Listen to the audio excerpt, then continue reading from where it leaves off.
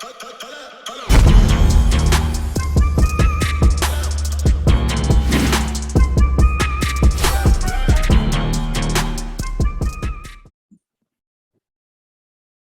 What's going on, y'all? Welcome back to SteveBussaGS. We got another scorecard interview for you, my guy. Please introduce yourself, everybody. Yo, Pops, my name is Fozter. Niger rapper, you know, #1 undercoming, you know what I mean? It is what it is. My name is Fozter and I'm a rapper from Nigeria. What's good, everybody?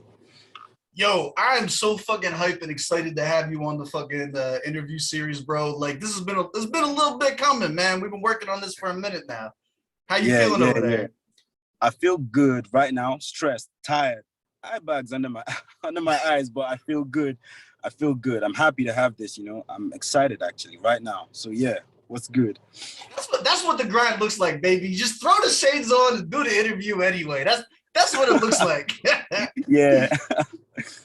Yeah. All right, man. I want to start it off real simple, basic interview shit. I want you to give kind of like a basic rundown of your bio, how long you've been doing this, how, you know what I'm saying, like how many projects under your belt, so on and so forth. I know you're newer to the game. You look young and healthy and spry. Give us the rundown, my guy. Like, what's going on? All right, well, as a kid, you know, rap music is what I grew up on. The earliest memory I have of a song is 50 Cent's Many Men Wish Death Upon Me, you know, that song. So like, it's been since way back.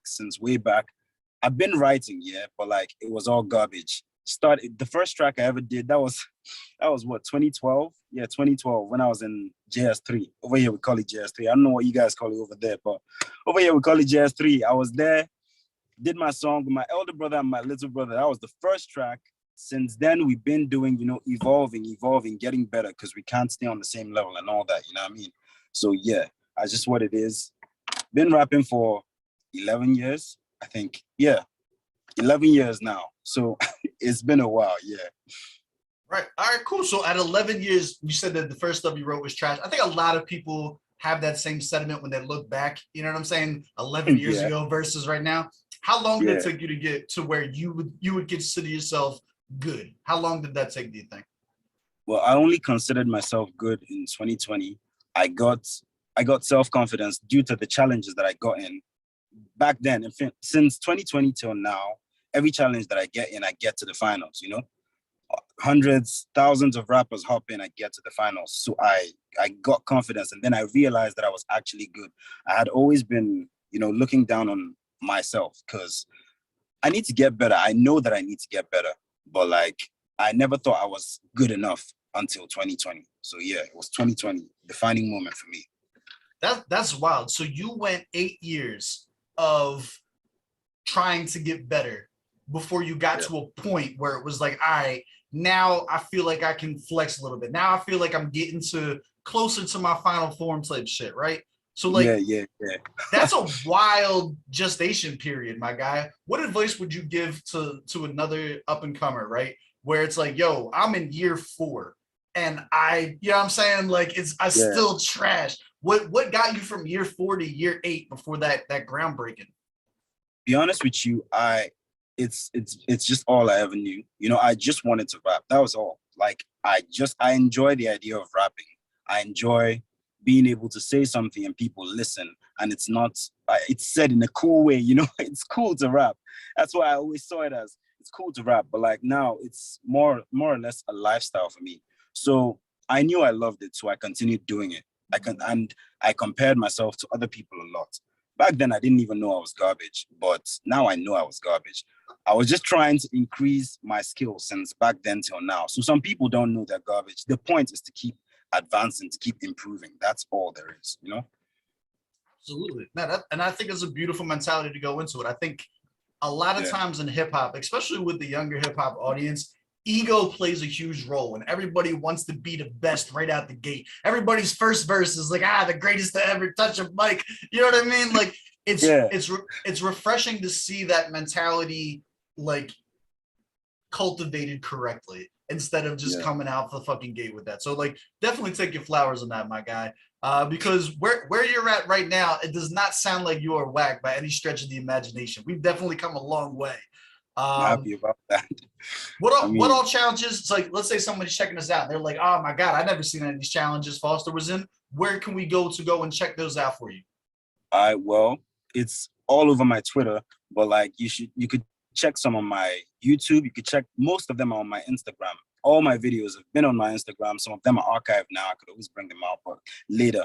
The challenges, John Bannerman's Monster Challenge, Amazing Clef, bro, so many damn challenges, so many damn challenges. I got on the Crown of Clay. I did so many, did Keek Stripe. Yeah, I was really heartbroken by the Keek Stripe challenge. I didn't even bother because I got to the finals and they needed votes and I didn't have followers. So I was like, oh, wow. All right, so I'm going to lose this. All right, no problem. But Keek Stripe, a whole lot of other challenges, like even recently got on the got on 2 different TomTom challenges, got to the finals on both of them, I'm now on the Hennessy competition, the Hennessy VS. So yeah, I'm on the finals of that as well. So yeah, everything is just beautiful, you know, just keep. So let me ask you this. So you find yourself getting to the finals. Do you think you took L's in the finals? Like in your opinion, if you were judging it, are there any of those finals that you think you rightfully should have won? Or did you walk away from there where it's like, they did X, Y, and Z better. I got to get sharper in that. What was your opinion of it? I don't think there's anyone that I didn't actually legitimately win, that I couldn't have actually legitimately won. The only problem is it was all down to votes. You know, in this country, a lot of them already have their winner set up. Like they have who they want to win. So no matter what you do, no matter how many votes you get, you will lose. You can't get that first position. That's how they do it over here. They did it. I can't mention the competitions because the system is rigged to make me feel if I talk reckless right now, but I will talk eventually. But like that's just basically what it is. A whole lot of these guys, already had their stuff set out. They had their winners set out. So that happened to me. I got the majority of the competitions I'm in. I came second place because they wouldn't let me take first place. There was this particular one, they asked for votes. By then I already had followers. And I was like, all right, I'm going to win this particular one. 1 minute to closing time for the votes to end. They upped by like 50 or 60 votes and won, just like that. Nowhere. She was crazy, fun, but it is what it is. I already expected it to happen. It's Nigeria way, you know? It's the Nigerian way. All right, so we're gonna jump around now. So I had like a structured interview set up, but this is a really good topic. So shout out to my guy Chris on YouTube. So Chris had a question for you about the challenges, and since we're on the topic, I feel like we might as well knock this out now, right? So his first question was, he doesn't remember. Did you win the Monster Challenge? Was the original question. So I'm assuming you did not take first place in the Monster Challenge. I did not know. I was supposed to. I mean, either me or this guy called Chronic, bro. Chronic was incredible. Chronic was mind-blowing, bro. I nearly went mad. I was like, what the hell? This nigga topped and topped and topped, and he kept on going hard. And I was like, yo, it's either me or this guy because I can't see anyone else winning. But Chronic didn't win. I didn't win. It was someone else because they left it up to votes. The person that won, he had followers, you know, the people that organized it, and then their individual CEOs. If you added all their followers together and you multiplied it by 2, he still had more followers than that sum. So we didn't stand a chance. We didn't, honestly, and it was $1 million. But look at your attitude. Your attitude is so good about it. Like you don't look jaded at all, right? So like I guess here's the follow-up question to it now, right? You find yourself in this system that you believe is working against you regardless, right? Yeah. You still have such a good attitude about it. Is in your opinion, is there still a reason to do the challenges then? Like, are you still coming out at a net positive, even if you don't win just from the exposure? At this point in time, yeah, a lot of people, even though I lost those challenges, people still come out and say Fozter was supposed to win this. Fozter was supposed to win this. And at some point, it'll become unbearable for the people that are hosting challenges to make me lose. So just keep going. Eventually, yeah, all these people that did all these things, they would collect from me. By saying they will collect, it's Nigerian terms for I'm going to have my revenge, you know? So yeah, it is what it is. All of them go collect because, bro, I gave them 6 verses for the Monster Challenge. Every other person did 2 verses. Every other person that reached the finals did 2. I gave them 6 verses, more than every other person, you know? And all 6 verses were dope. Top penmanship because I took time.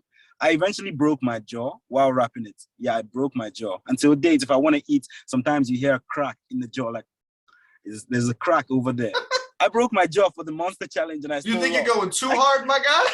Yeah, bro, you should watch that. You should. Like, Oh, I did. I watched the Monster Challenge. I watched two. So you had it on your Twitter, and there was two parts. Yeah. So I only really react to stuff off YouTube. I couldn't find the Monster Challenge anywhere on YouTube. That's why I ended up doing the Tech 9 reaction. That was supposed to be the Monster one.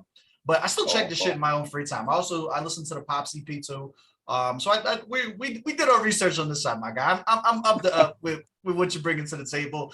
Again, salute, super dope. So you would still encourage. So let's say other artists share the same mindset as you, as like, why even bother? They've already picked their winner prior to going into it.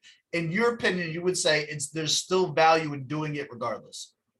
Yes, there is. I mean, Eminem, my favorite, he came second place in the competition that made him get found. You know, he came second place. He didn't win that competition, but he was found there. So yes, there is a reason for you to jump into these competitions. You get seen by people. You get noticed. You get a whole lot of attention from people that you don't even know are watching you at that point in time. So yeah, do it. You know, do it. Hop in all the competitions you can find and be good. Be good. Like, don't come with subpar bars. Just come with your A game. You know, always. You heard the man. Stop coming with that trash shit.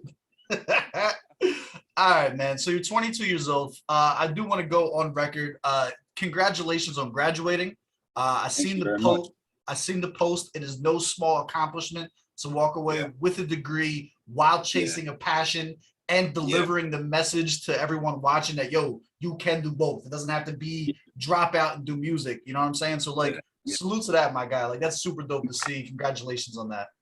Bless. Yeah, I appreciate that. You know, over here, man, school, everything is corrupt in Nigeria. I don't even like complaining about it because it feels like all I'm doing is complaining, but everything is screwed up in this country. Every fucking thing. Tell me something beautiful about Nigeria. Tell me like your top 3 favorite things about Nigeria. I'm not gonna let you just stand here and slander Nigeria. Like, let's go. What are your top 3 favorite things? All right, well, the food. The food is nice. Okay, that's a big one. Bruh. Okpa. I don't know if you've ever heard of Okpa, bruh. Come down to Enugu, you eat Okpa, bruh. Yo, real shit. Food. I am terrified about traveling because of the food. I am not bro, I'm a picky eater. I'm such a picky eater. I'm terrified of traveling and like just like not being able to eat anything. And so like it's one of my biggest fears about traveling, though. It might be great. It might be amazing. I'm very nervous to try new shit. I'm a tourist, man. We like it. We find something we like. I'll eat the same thing every day for the rest of my life. I'm not like an experimental person with that shit. Yeah. I like the food. I like the music sometimes. I like the Afro beats, you know, because that's Nigeria's official music, you know, official music genre. And I like it. It actually sounds nice. Yeah, so I enjoy the music as well. And I don't know what else I enjoy about Nigeria. I really don't know. I don't know. I really don't know. Maybe, I don't know. Maybe, I don't know, guy. There's nothing else. They can't even get a shout out for the women or nothing. Like, come on, my guy. Like, you're letting us down right now. Oh, man. I know you expected me to say women. I was going to say women, but I remembered a couple of things that happened to me at the hands of Nigerian women. Nah, fam. Nah, can't be me. You're right. You're right. My bad. That's amazing. All right. So, like, you graduated. That's super awesome, right? Is school behind you now entirely? It's 100% focused on music, or what's going on? 100% on music. 100%. Yeah. Are you at a point where you're able to sustain your living situation with it and everything like that? Or are we still juggling corporate life with the music industry? Oh, no, I'd have to juggle for now, like for a short while. I'm trying to get my plans correct. I'm trying to secure some deals, you know, trying to fix up some ambassadorial deals. I'm just doing the most I can without saying a lot of it outside. But like, I just need to get it done so I don't have to have this 9 to 5, because the 9 to 5 really drains me of my creative energy, you know. It saps me of my life. So I've been trying to secure these things and just get it done so I can get a steady income, you know, from the music and not have to deny the music me. You understand? I think that's probably every artist's dream, right? Like that's the goal. Like once you Yeah. get to that position to then be able to sustain it. Also, huge shout out. What's your manager's name? Kingsley? Yeah, I call him Kings. Kings? Yo, shout out to Kings. Super dope dude to have in your corner. I just Thanks. want to go like I deal with a lot of artist managers and shit like that, and they're not always the most pleasant people, right? Yeah. I wanted to feel the need to come out and say like, yo, you got somebody dope in your corner. He seems to have your best interest and was a pleasure to communicate with. So huge I shout really out to that. big love, Kings. You know, I appreciate Kings big time because it's not like we've been friends for too long. We haven't, but like he believes, you know, he believes, and I believe as well. We have the same vision, we have the same goal, and his kind of person. We just fit together. Basically, it's a fit. It's a perfect match. No homo. So yeah, that's just that's just what it is. That's why the women weren't mentioned. Gotcha. Oh man. I'm just fucking with you. Yeah. All right. Yeah. So yeah, huge shout out to Kings for that. Yeah, definitely. I'm telling you, man. When you're on this side of the screen, not everybody is the most pleasurable to deal with, and the dude has been super solid every way through. So huge shout out to him. Is he now when we were talking about you're trying to land like the ambassador deals and so on and so forth, is he mostly facilitating that for you as a manager, or are you doing Yeah, that stuff hands on, or that's all him? it's he does that. I do it as well. You know, both of us are working. You know, I, I I'm not actually too social a person. I usually have to prepare mentally before I could interact with people that well. But like he has a way with people. He can talk to people. He can. He's a good guy. I don't know how to say it, but he's a good guy. So he does a lot of the talking, and he also puts in work. You know, whereas I do a lot of the working, and sometimes I chip and talk. It's a balance, you know. Gotcha. Yeah. No, that's dope. I mean, having a strong team that is strong where you're weak is like the foundation of having a good Yeah. support system. You know what I'm saying? So Yeah. like that's super dope to see. It's also good to talk about shit like that too, man. Like, do you know how many artists out there who are super creative but never make music because they're not good at the social aspects? They're like afraid to put Yeah. themselves out there and shit. So you Yeah. saying that, being like, yo, I'm this ill and I don't really fuck with social interactions like that. Like, bro, like you should talk about that. Like you never know who you're gonna inspire. And you've gotten to that point now when you talk about your age, the skill, the mentality, the accomplishments already, people are going Yeah. to be looking up to you whether you like it or not, dog. Like you're putting yourself Yeah. in that position, and it's like, man, talk about that shit. Like that's dope to get that good and not be an outgoing, charismatic person, bro. Like that's heavy. I the thing is, yeah, I'm too passionate a person. Like I could, if I fuck with you, I fuck with you heavy, and I'd fuck with you heavy. And if you should hurt me, it'd get to me. It'd really destabilize me, you know? That's why I don't like to fuck with people, because people are unpredictable, you know? They're really unpredictable. I've been betrayed so many times, and that shit hurt me so many times, and I'm so vengeful. What was her name? You could just tell us. What happened? My man, this is the second time you said some real heartbroken shit, my guy. Like, I want that EP. When does the heartbroken EP come out? That's what I need, dog. I mean, yeah, I don't like it when people look at me and feel pity for me. So like, whenever I talk about this kind of heartbroken shit, I try to laugh about it, you know? I don't like it when people feel pity for me. I hate that shit. So on Pops the EP, there's a song called Babe. It's a real life story, you know? A girl, Cynthia, she knows herself. It's not her real name anyways, but like she knows herself. When she hears who the fuck you are, Cynthia. You know who you are. Yo, so she broke my heart proper. And I was a kid back then. And that was my first major heartbreak. And yeah, it fucked me up big time. Yo, oh man. And I made a joke off it. Everybody laughs when they hear that song. But it's such a sad song, bruh. It's such a sad song.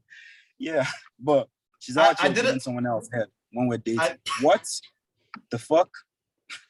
See, is what it like, is. I as somebody, like, I'm not a good person. There's one thing you should know about me. So like, Okay. anytime, like, when you, like, if you're a woman and you cheat on me, it's like, Yeah. the score is 25-1 now, baby. Like, I'm not gonna be upset. Like, you're just getting into the game. Don't be like that. Don't be like me. If you take anything away from this, is I am not a role model. I learn from my mistakes, my guy. Learn from my mistakes. Is she saved as Cynthia in your phone? Uh, you mean is she say this? Nah. I don't even have a number anymore.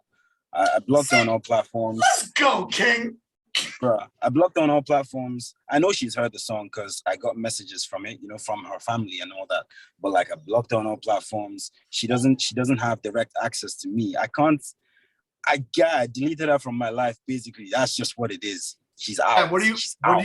what do you mean her family? Like, who in her family contact? I mean, that matters. It was Granny calling you and was like, "Yo, you need to chill," or was it like her brother on some like hard shit? Like, "Hey, yo, like who was it?" It was a sister, yeah. A friend of her sister actually hit me up and said, "Yo, I heard what you were talking about. The girl you called. I'm just gonna call her Cynthia because I don't want to come out and No. mess up everything I don't want this ain't Yeah. flat. This ain't flat. I'm not. So yeah, I heard what you said about Cynthia. Yo, it's not cool. She feels bad about it. I'm like, yo, how the fuck are you gonna feel bad about what you did? You fucked me up. Why are you feeling bad? You get me? I was this close to blocking the friend as well, but I just let it go, fam. I just let it go, Well, It's been years. I'm glad you came out stronger on the other side, and we can make music about it now, my guy. So let's take the positives from it that we can. You know what I mean? How much? So let me ask you this: why? Like, I do want to stay on this topic of the schooling and stuff like that. How, if at all, because I know, like in your post when I read, you have a dismay for the education system, right? Yeah. But with that being said, college is often talked about too. Like when you start talking about higher education and shit like that, where it's like when you talk about high school, people's like high school is the best 4 years of your life, and then you go to college. College is going to shape who you are as a person. As an artist who like your music is always going to be derivative of your surroundings and you know what I mean, like the shit that you experience and stuff like that. Did you get molded at all in schooling? Like is that reflective in your music at all? Like, do you think that became a part of you, or you just like dead ass? As soon as this is over, it's behind me. I'm not thinking about it. I'm out. Like, where's that at? I mean, I don't think you can avoid being molded by a school. You can't. Like, every experience shapes you. That's just what it is. So school did have a big part in molding me, but the main problem is that it was not in a positive way. It was just hate. I was just getting filled with hate, more anger, more violence. If you listen to the song How, a lot of anger inside of me because I have too much, but I can't make all my music angry music because I need to still pass my messages, but I'm always angry. So it is what it is. I just laugh it off. It is what it is. Do you think that that's interesting to hear. So this anger that you have, is music then your outlet at that point? Yeah, definitely. I have a whole lot of rhythms. I want to ask you an uncomfortable question if you're cool with this, right? Yeah. So one of the big topics that have been coming up when I've been watching whether it's like the superstars in Nigeria talking about, you got the MI Abagas been pushing mental health. You have the spaces where like literally just fans of music go in and talk about mental health and hip hop and music and stuff like that. What are your views as a young man, 22 years old, fresh out of college? Like, where is your mentality when it comes to therapy, when it comes to like self-help and stuff like that? What is your stance on it? And I don't want like a PC answer. I don't want what you think we want to hear. Like, honestly, this is like man to man. Like, we're talking like, what is your view on that? I don't even know what you might want to hear, but like personally, I have a very strong mental. So like, I don't break down that much, I'm a workaholic. So instead of being sad or drown in sadness or this or that, I just get to work. I just go straight back to work. Like right after this video, I go work on the other video that I'm supposed to post tomorrow. It's just always from this to that, from the next one to the next one. I spent a whole week working on one video, I'm just a workaholic. So I don't really relate to all of this mental health therapy and all that stuff. I've never had to have a therapist, but I have family, people around me that need that kind of help, and I understand that they need it. I understand that everybody's made different, and to the best of my abilities, I help them. I also ask them to, go out, check other things, all of that. But I personally, I don't need it, you know? I don't. So yeah, that's just what it is. That's where I'm at on this topic. Never needed it. I hope I don't ever need it, you know? So yeah. I mean, yo, God willing, I'm right there with you. I hope you never need it either, my guy. I'm just curious, like a lot of the times when we hear people talk about it, though, it's always from like an older perspective. You know what I mean? It's someone that's lived a lot, and you know what I'm saying. It's more reflective. Like, man, I wish I could go back. I would have did X, Y, and Z. It's very interesting to hear the perspective from someone while they're 22, as opposed to, you know what I'm saying, as opposed to like reflective at 40. You feel me? Yeah. Cool. All right, now I appreciate you answering that. Which is a great segue. Yo, this segues on this fucking interview have been top notch. So speaking of the whole MI situation, I got a lot of comments when I started digging into you, saying that you actually popped up on MI Abaga's radar and that there was talk about having an opportunity to sign you at one point. Yeah. I don't want to go based on comments on Twitter or comments on YouTube or stuff like that. In your own words, what is your current status of signed versus unsigned? What are your prospects? What are the conversations? Let's talk about it. Well, I'm currently an independent artist. I'm not signed to any label right now as of this very moment. And I have been approached by a couple of labels, not by MI's label yet, but a couple of labels. And I've turned them down. Some because they are bad deals, some just because I like the idea of being independent and making strides. Some of them don't really believe in the vision. You know, they just want to have an artist and make money off of the artist. And if you're not seeing the same vision I have, that means we can't really work together, you know? We can't get to the point that I'm trying to get to because you're trying to go in this direction and I'm trying to go in the other one. It's spoiling things for me, you know? So a lot of labels I've turned down, a lot of them. As for MI, are you willing to elaborate on that? Okay, well, there was this one. Here's my question. Let me make it specific for you, right? You're saying that label A, I don't need their names or anything like that. You're saying label A is trying to go in this direction and I'm trying to go in this direction. I guess my question is, what is the direction that you're trying to go in versus what they were offering? First off, I don't want to sing.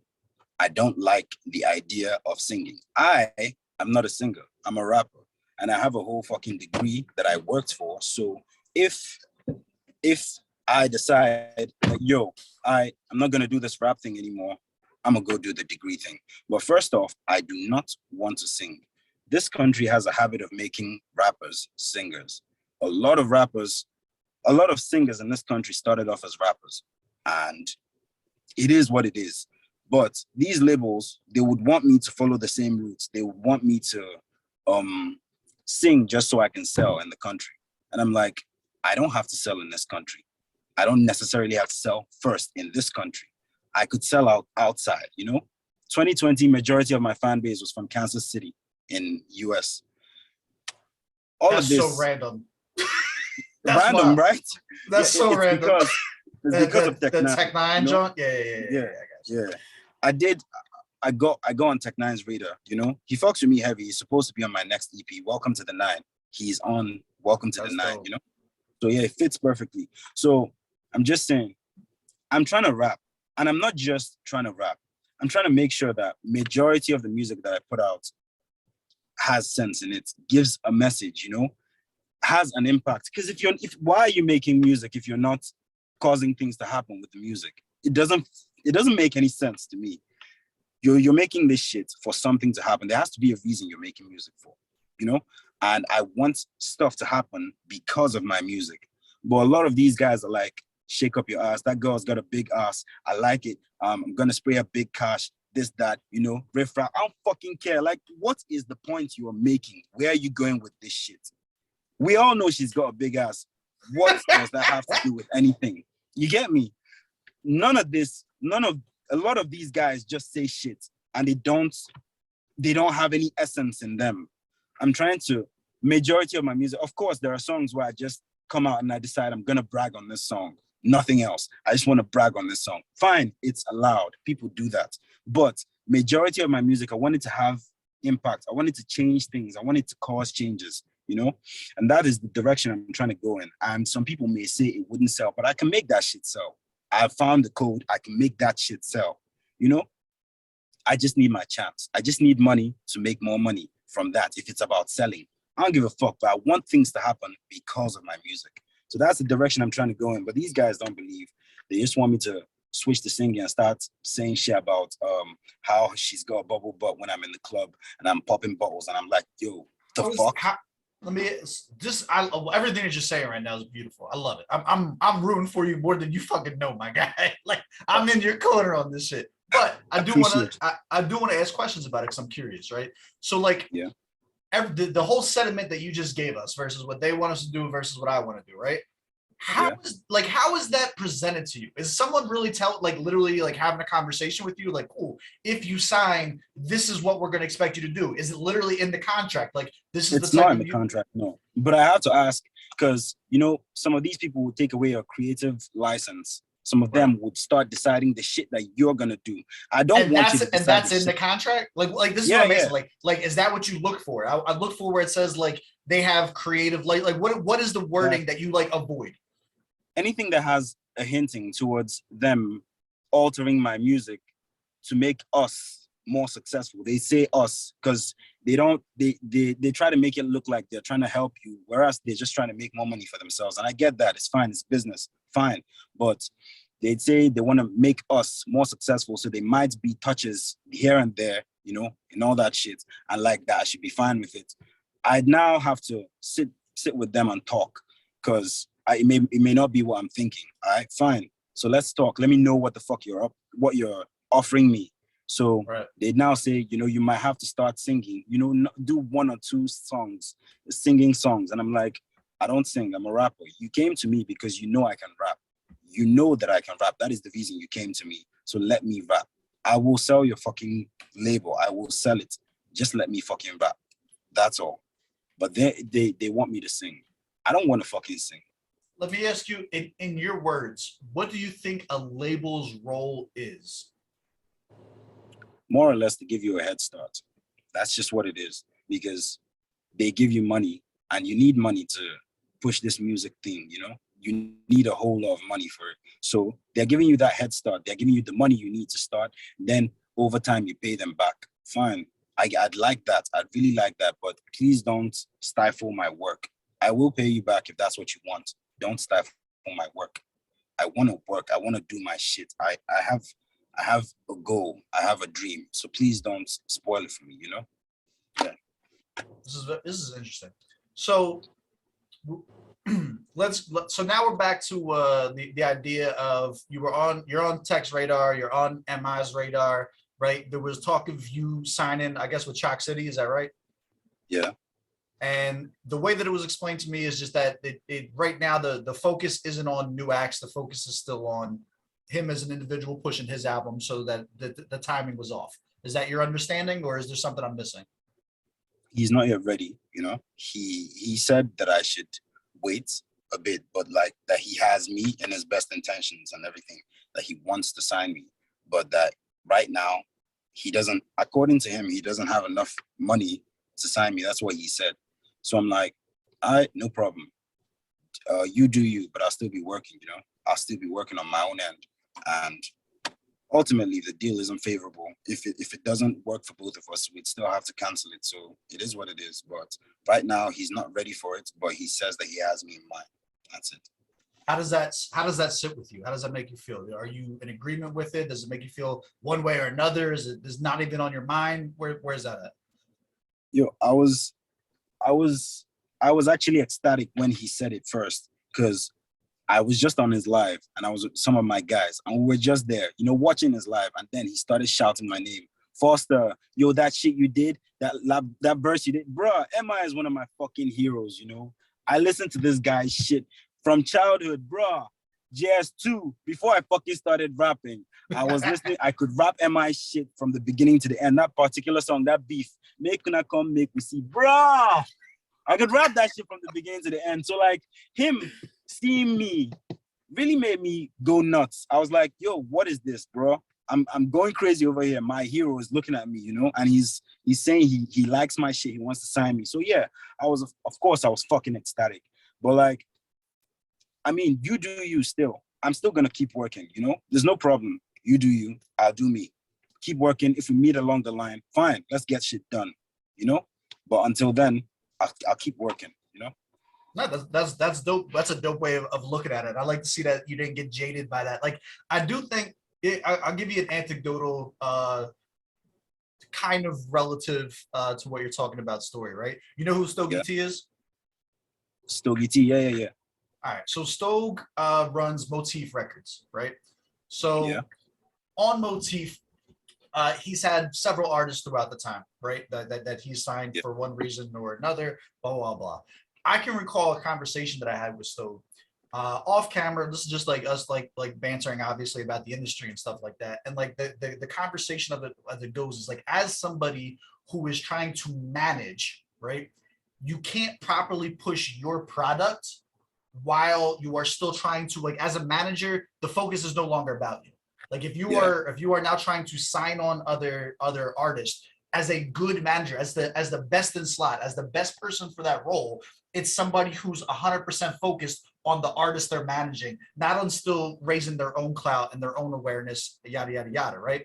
So like the way he explained it, like, and what I took out of that conversation was like, I'm not done being the best artist I can be yet to be the best manager that I can be. And when I hear like a cat like Emma who's in a similar situation like that say like, hey, look, certain things aren't in place right now, I have to believe that that's in your best interest, right? That's my takeaway. If you're asking, not that you asked for another opinion, but like from the outside looking in, as someone who's like had conversation with artists who are in these positions, like it's probably in your best interest that you take this time to go and get fucking good. You know what I mean? Like your pen is good, your music theory, your production could definitely like still work on getting better. There's still a lot of boxes to tick to where like if anybody signs you in 2000 versus whoever signs you in 2024, who's getting the better deal?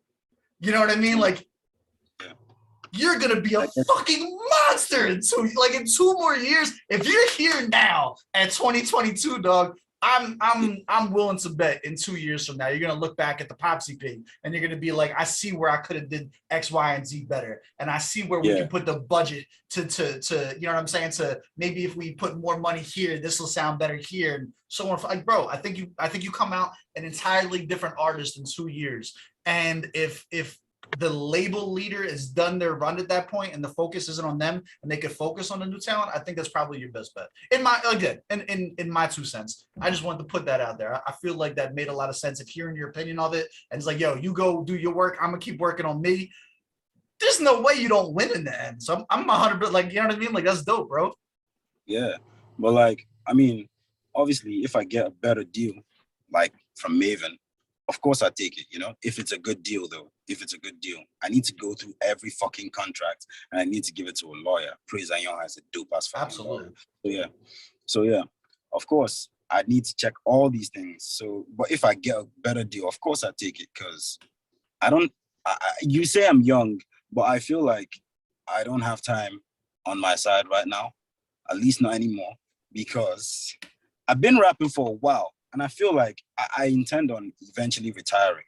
I don't intend on being a rapper till the end of my life.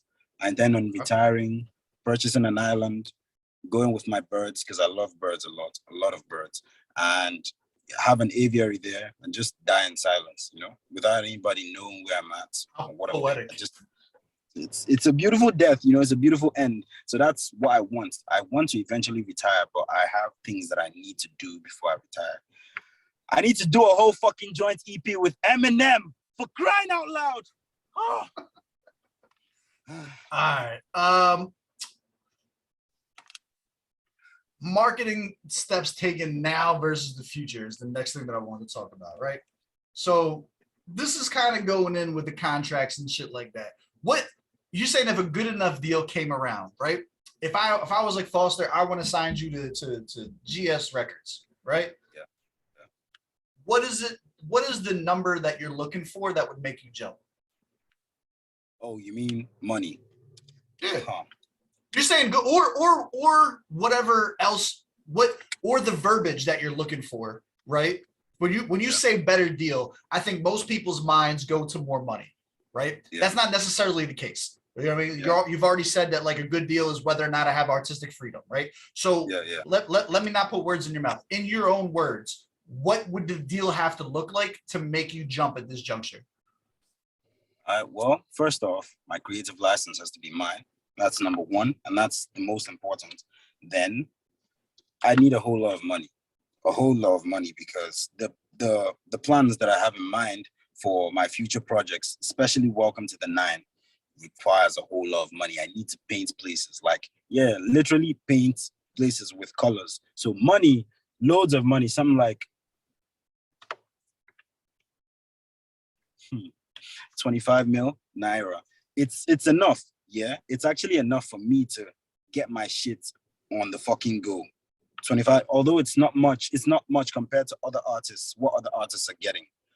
For me, that as an advance, yeah, that would set shit. It's more or less 100%. Like, I'm done being an underdog. I'm ready to get this shit. Like, because by the time I'm done stacking up the dough that I'm trying to stack up, bruh, ain't nobody gonna see my back no more. Like, I'd fuck everybody up, every fucking person. All these corrupt systems in Nigeria, I fuck all of them up because they can't keep fucking up the underdogs. The underdogs have suffered a lot. A lot of people, I see a lot of rappers, I see a lot of fucking dope rappers in Nigeria being fucked in the ass by these fucking corrupt systems that just want us to lose. They want to reap off of us. I'll fuck everybody up. Once I get my plans, once I stack up my dough, everybody's going down. And all the underdogs are coming up with me. That's just what it is, you know? Who's in your mind right now that you want to bring up with you? Who's off people's radar that needs to be Bro, on? first off, A1 Amlex, that fucking, he produces. Okay, first off, let me just start with my team. Yeah, there's Cranky. Bro, this nigga has produced for he's produced for Young Six, he's produced for people, bro. And he's the one that produced majority of my Pops the EP. Cranky. He's crazy with it. Like, his tag is Cranky, you they mad? Because he's actually mad with it, bro. So Cranky is definitely coming up.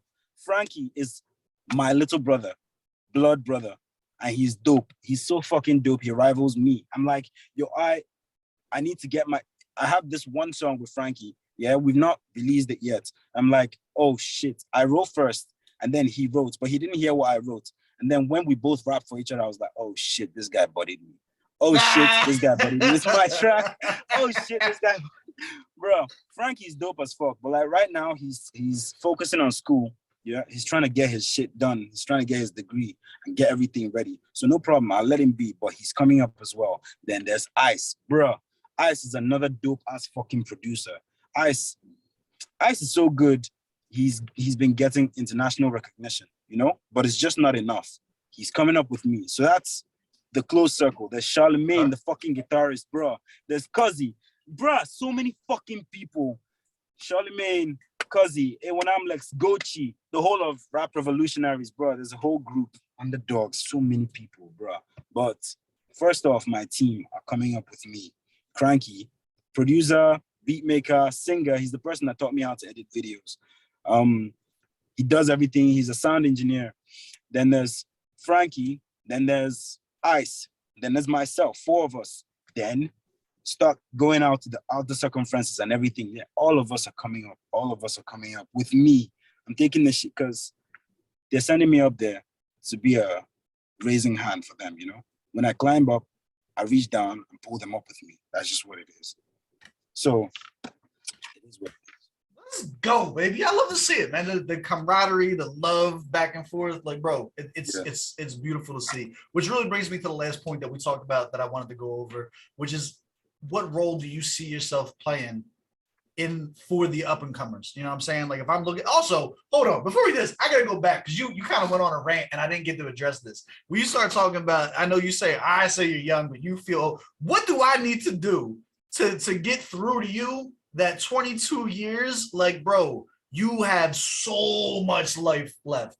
Like, whatever I can do in my power to make you understand that, like, and this is no way, this is not meant to be disrespectful. This is not meant to slight your experiences or nothing like that. I just want you to know, bro, there's a lot of life left, my guy. There's a lot. I had this is a true story, right? This happened about a week ago. I was talking with Shorty, and I'm not gonna say I had like a midlife crisis or nothing like that, but like I was really thinking about mortality. My father died last year, and it's on my mind a lot. So like I'm always like I don't know. I'm always like trying to process it in my own time, little by little. And I ended up having a conversation with somebody, and they were in their 60s.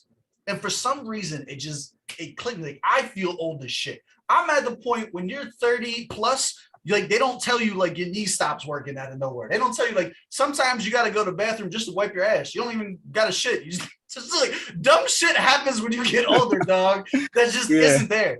And I'm sitting there, and there's this lady in her 60s, dog, and I'm like, you've lived my entire life 2 times. Everything that I've done, if I lived it again, she's still older than that and was still full of life and like talking about goals that she had at 60 something, dog.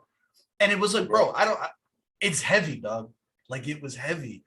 Please, you have so much life left to live. Don't, if there's anything I can say to get that through to you, my guy, like don't feel like that. Please, please, please, please. All right, no problem. But like I had this one friend, last year. He was such a dope rapper. He had speed. I know you don't like the chopper rap, but he was he was the chopperest of all choppers. Like you could say this nigga was actually faster than Eminem. That's how fast it was. And me, I know I can chop. I know I can fucking chop. But this nigga put out one verse that I tried to replicate. Bro, I couldn't do it. I was like, I had to try until I got it once and I couldn't get it again. I was like, yo, what? Yeah, but he died last year, And I was like, what? This guy was only 1 year older than me and he died last year. I didn't even get to see his body. He was buried. Like the next day, he died this day, he was buried the next day. And we were chatting on the same day that he died. And that shit really, it fucked with my mentals because I was like, yo, I was just talking with this guy.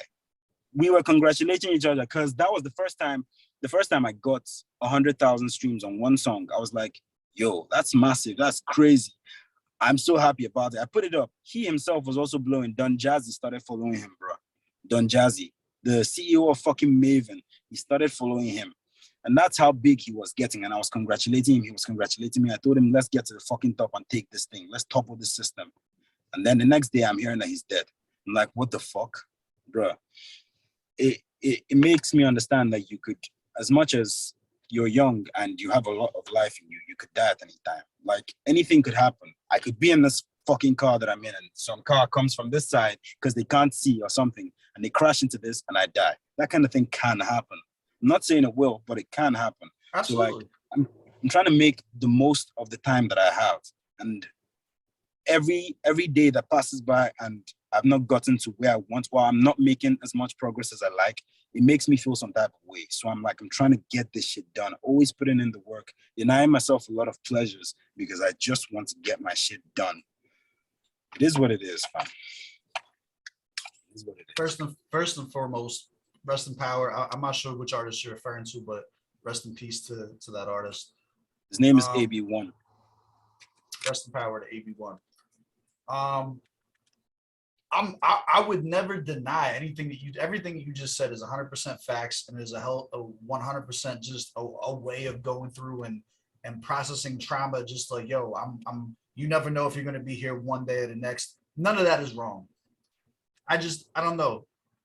As a father, you know what I'm saying? Like, I don't want to look at my son and instill that kind of mentality at too young of an age, because like you're gonna get to a point where that's all you think about, huh? Like it gets to a point where it's like, yo, once you're at a certain age, you're like, it's any day now. Every time your arm hurts, you're like, it's fucking happening. Here it comes. You know what I mean? So like, you're not wrong, but there's a way of understanding. You're an intelligent dude. There's a way of understanding that and not letting it traumatize you. You feel me? And I think that's all I was trying to say. It's like, man, there's so much there. Best case scenario, there's so much life left to live. You know what I'm saying? And I feel like it's always better to try and put yourself in that best case scenario than the worst case scenario. Because if you're worried about that bus hitting you from the side out of nowhere every day, you're going to miss out on living the life that you do have. Even if it's only 24 more hours. You don't want that 24 hours to be spent worried. You know what I'm saying? That's it. just my 2 cents, just trying to spread some love and perspective. That's all, my guy. But nah, you're absolutely right. Everything you said was right. And I'm sorry about your dad. I didn't even know. Yeah. That's okay. Who the fuck am I? Not your place to know about my personal life. But I mean, I appreciate that, my guy. Yeah, but the thing is, I'm so tight with my pops. I saw this question that you asked, whether it was my tag, Yo Pops. Yeah, it is actually my entrance tag. Whenever I start a song, I'm like, Yo Pops, my name is Fozter. Yo Pops is me shouting out to my pops because I'm so tight with him. When nobody wanted to listen to my shit because it was garbage, he listened to it, he encouraged me. So that meant a lot to me. I decided I'm gonna shout him out on every fucking track that I get on because it's a big deal to me. So you losing your dad, it means, it feels some type of way to me as well. So, man, take heart. I appreciate that, bro. And that's a beautiful drop. Like, I thought about that too. Here's the thing. I didn't want to say that in the reaction because then I'm going to get teary-eyed and start getting all choked up. So I'm like, maybe he really likes pop cereal. I don't know. Like, I was like, yo, I hope this ain't no emotional shit. I'm going to be a wreck. Bro, this has been super dope. Is there any questions that you have for me? Anything that you want to talk about before I see it's like fucking nighttime on your side already. I done kept you on this fucking call for who knows how long. It is what it is. I'm not even gonna sleep until like 2 a.m. because I'll be working on that video. But like before we go, how do you keep up with the whole stress of everything? Because I know I do it, yeah. I know that I've been working back to back, but I feel like it's gonna kill me eventually. I just want to know how exactly you manage your time. I need to know that. This is gonna be, I'm the worst person for you as an individual to ask this because you and I are very similar. I work a full-time job that I do overtime for every single fucking day of my life. I put constant out if you guys don't see me posting videos, it's because I'm probably doing something behind the scenes, you know what I'm saying? Whether it's setting up interviews or events or coming up with theme weeks, listening to music so that I can better educate myself about a certain area. You know what I'm saying? Like I drown myself in work in the same way that you do as my stress relief. You know what I mean? Because if I'm focused on something, I don't have the time to worry about other shit. Like I'm not worried about my heart broken while I'm editing this video. Exactly. Yeah.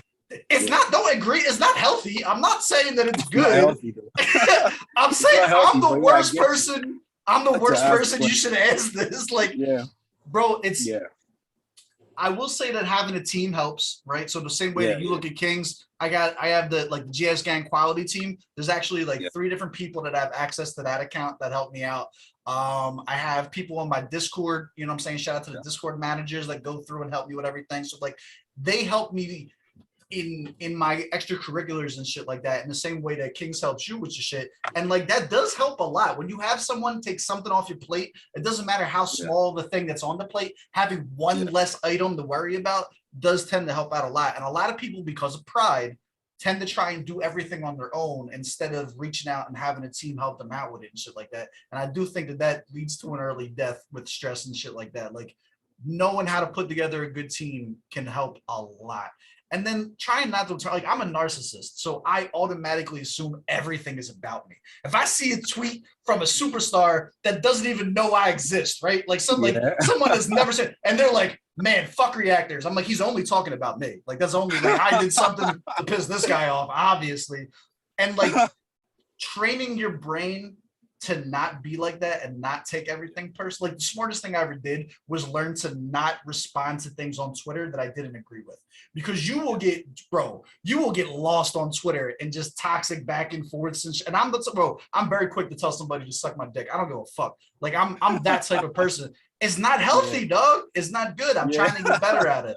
I'm the first person to admit I'm trying to get better. You know what I'm saying? It's don't ask me about stress relief, dog. I'm gonna tell you to cheat and that do an edible. That's it. but also don't. I get you. Man, I really appreciate this. I'm happy about this. I like this interview. One of the top reasons, one of the other top reasons, besides the obvious fact that I I like the back and forth and the fact that we flow well. One of the other reasons is because I can fucking say fuck. Because I want to say fuck in every interview. But here, I'm so censored. Yo, I can't even say nigga. And I'm like, oh, man. Can't say fuck. Can't say shit. Can't say anything on the fucking radios here. Even my songs have to get something. I get it, though. Looking out for the kids. Fine. No problem. But at least here I can express myself fully, you know, and I'm happy about that. I don't have to censor myself. It's beautiful. So yeah. I'm not big on censorship. I think more of my shit would probably be monetized if I did it, but it feels too unauthentic. You can tell when someone's holding back. You know what I mean? Exactly. Yeah. Someone's like, man, I really like that. Like, that's not really the same thing. Yeah.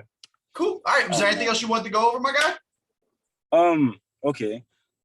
Well, nah. The rest of it will have to be in the DMs because it's not stuff that needs to be in the interview, you know? So yeah. Yeah, you heard him. He said none of your fucking business, all right? Yeah. Peace, all right, man. I really appreciate this, yeah.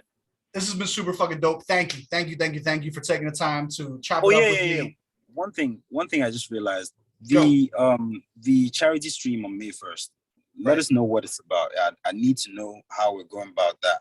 So I have a way to make it even bigger than it is right now. And I think I'm going to put a video out about it on Monday. So the same way I'm interviewing you on Saturday and we're going to post it on Sunday, I'm interviewing the guy who created Chest and Slums, the actual owner, the manager of it, right? And I'm going to have an interview with him on Saturday that posts next Sunday so that everybody can get in his own words what the actual movement is about and everything like that. And then I'm gonna put a video out that's gonna have the date and it's still gonna have all of the payment credentials so that other channels can choose to participate in this and other artists and shit like that without having to have an affiliation with me. This doesn't have anything to do with me. I just happen to have the relationship with him and we set up the meeting and it went good. But now if anybody on May 1st, like let's say you have your own YouTube channel and you have 10,000 subscribers, but they all hate me because I don't like your music, right? You don't need to like me. You can then go and take the same information, run your own stream, and the charity is still the one that gets all the money. So that's gonna be my big rollout on that. Probably Monday. I want to like word it correctly and put a video out for everybody. But yeah, in the next week or two, you'll get a lot of information about that. I appreciate your interest. All right, makes sense to me. Big love. I appreciate this, you know. So yeah. Cool. All right, man. As always, I love y'all. I appreciate y'all. I'm gonna catch y'all on the next one. Let's go. Let's go.